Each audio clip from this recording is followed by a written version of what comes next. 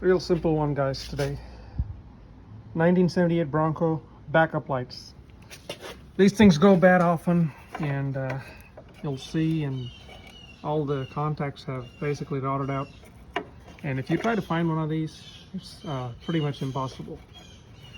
Even if you find one on Jeff's Bronco graveyard or somewhere, they have a part number which actually corresponds to a 3-wire turn signal socket.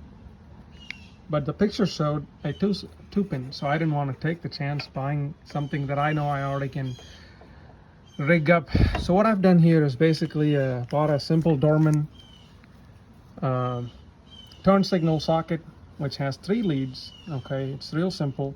Ground stays ground, of course, on this one, and then the other lead basically goes to either the white or the red one. So I just hooked it up on the battery to figure out which one's brightness is appropriate. And so obviously you have to start using bulbs that have 2 leads. Of course, only one of them is going to be active. So how do you figure out which leads to use? There's 3 leads here and there's 2 here. So a good starting guess would be to use the exact same leads that are on the old fixture. But another way to do that is by comparing the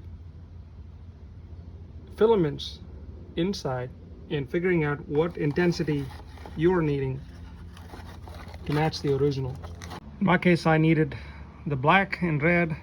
I thought I needed the white, but then obviously I've had to rework it, because the red one is the one that matches the reverse backup lamp bulb intensity perfectly.